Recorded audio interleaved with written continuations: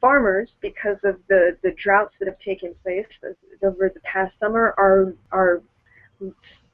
seeping income. They have no income, so they have many of them have resorted to selling their water supply from their own private well reserves to the oil and gas industry so that they can use that water to frack into the earth. So that's the gist of it. New Mexico farmers are selling their drinking water, and there are a lot of concerns about this in the state. The New Mexico Interstate Stream Commissioner, Jim Wilcox, said that they cannot take from the government supply, which is the public supply of water, but he says that if farmers have a supplemental well, they can apply for a permit which gives them the right to sell that water. And the fracking industry, the fracking process, requires enormous volumes of water in order to blast water, sand, and chemicals into the earth itself in order to break open these shale formations. So not only is this devastating to the water supply, which has gotten significantly lower in the last several years, but this is also a concern that this water is going to forever be tainted, that there's no way that once the oil and fracking industry get into the water supply, they're tainting the water, and experts are predicting that within the next 10 to 100 years that we will find out that most of our water supply is tainted and poisonous, and people are going to, more and more people are going to start falling sick and dying because of this contamination of our water supply. Locals are already saying that the Black River is at its lowest levels they've ever seen in their entire lives. So, what do you guys think? Don't people in the South like like things hot? Well, what's more hot than lighting your water on fire? And this falls into several issues too. I mean, climate change is causing longer and longer droughts, which is making it harder for farmers to make a living. And then fracking is going to exacerbate climate change, because a lot of the things that people don't know about fracking is that, the way that it's done right now, it does release a lot of methane. There's a lot of methane taps. It's not regulated near enough to the point of where we can consider it even close to being safe. Right. So we come at it from the, this story comes at a climate change angle. It comes at the risks of fracking angle, but it also there's also a poverty angle here too, because these farmers are so lacking in income that they're having to resort to selling their drinking water, which is an essential resource. It's a disaster. It really is a disaster when it comes to the farmers, and I think of these poor farmers. They're being squeezed out by large agricultural farms anyway, so they're getting it from both ends, and then they have to sell their water, which is used by fracking, gas companies, and that will end up getting polluted. I mean, this is bad on all accounts. Absolutely. Except for the gas companies, of course, which stand to make an enormous profit from all their drilling, their fracking. So. Right, and once this water becomes contaminated, there's no uncontaminating it, and there's very little chance of it being kept out of the rest of the water supply and the water table that they're relying on for survival. Now, Sean, you're awfully silent about this. Yeah. To me, there's two issues. One, I don't blame the farmers for selling their water to the fracking companies. I actually think they're doing what they have to do to survive. I understand that.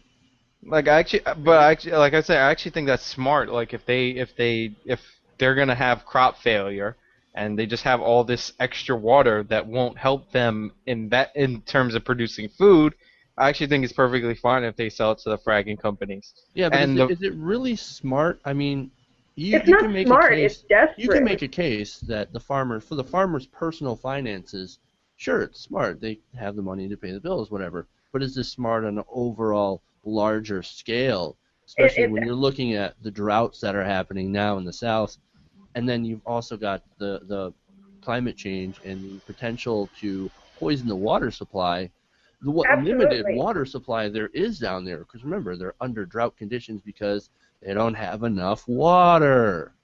Yeah, Right, exactly. Very good point, Jeff. They don't have extra water. They don't have water that they can spare, but they have to do something. They have to have some form of income.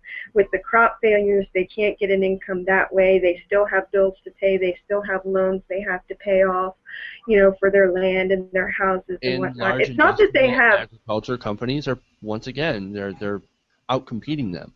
And because of the drought, like you said, Jeff, the water supply is lower than it's ever been. So it's not like they have this overabundance of water. Their water supply is dwindling and dwindling. And experts and economists within the state are like, this cannot be sustained. This is not a sustainable form of income for these people, because eventually they're going to run out of water also Sean, and you and have I really nothing. agree on this point.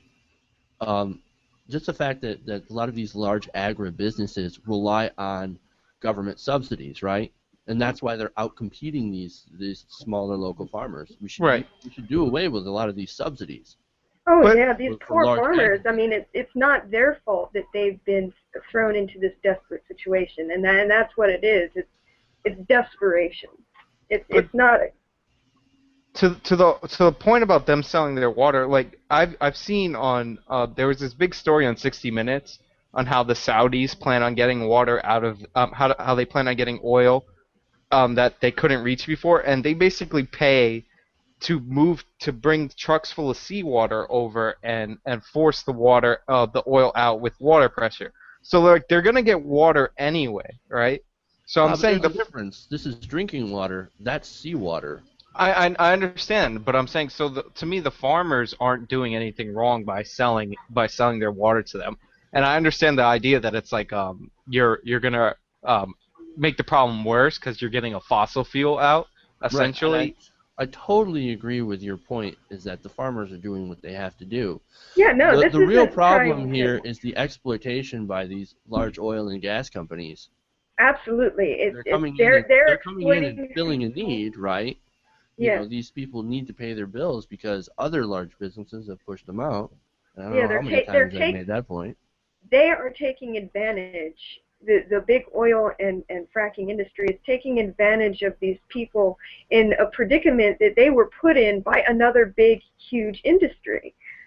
I'm not blaming the farmers. I'm not saying that they're evil or wrong for doing this, but the fracking and oil industry is, of course, partially to blame, but also our government for subsidizing big agriculture instead of giving independent farmers help when they need it. Well, I mean, they shouldn't subsidize anybody, in my opinion. It's just what happens is the way the subsidies are structured. Most of them go to big agribusiness. Like, Exactly. there's like half of the vegetables, fruits and vegetables that we have are completely unsubsidized, and like there's no problem getting those vegetables to the supermarket. We just subsidize like corn and like a lot of grains, which makes no sense. And the Farm Bill is a really big example of that. The Farm Bill that had actually went through, that was nothing but, giveaways to big agriculture. And And remember, they cut out the food stamp part too, which And is there's also devastating to, people who depend on it. Maybe some of those farmers who actually depend on it now. and yes, most of them do. the farm subsidies themselves don't help the environment at all, because if we continually subsidize crops like corn, which are high water content corn, that dries out the soil. And if you look at the scientists back then when we started this program and now, they're saying that also contributes to droughts. So like we're not helping in any way with any policy. You are absolutely correct on that. I agree with you 100%. We've We got a need to be problem with subsidizing people that don't need it and we need to ignoring the people subsidize. that do.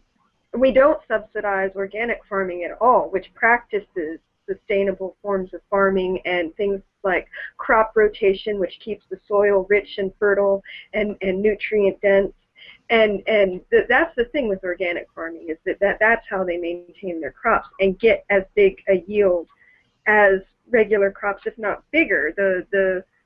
The benefit of standard crops or crops that use pesticides or GMO crops is that they're less labor intensive. You can hire fewer people because you can dust the entire crop blanketly with this pesticide and eliminate all the weeds and all the pests, but you're also eliminating beneficial insects like butterflies, like bees, like ladybugs, praying mantises, spiders, things that eat other pests, things that fertilize the plants. So what's the result is that most crops use Roundup and other pesticides that are killing the big thing that's in the news right now is that they're killing bees, but they're killing more than just bees. But if they kill bees, then we lose most of the food that we have available to us right now. And the bees are actually under threat of extinction because of pesticides like Roundup. So that's another devastating blow to the environment right there. And we need, and there may come a point when we don't need to subsidize anything, but I think now we need, right now, to get a jump start on everything and get things rolling the way it should. Ideally, we should be stopping the subsidies to big agriculture and business, and all businesses, including oil, that don't need it, and put that money and focus that money into encouraging organic farming and sustainable forms of, farming. All right. If anybody has a last point, if not, we should probably move on. Well, I mean, I would just point out that if you insure and subsidize high water intensive crops like corn, if you took that away, then the incentive would be to rotate your crops and preserve your land. Like, you're giving a first incentive with the subsidy. That would be my only disagreement with what Rhys said.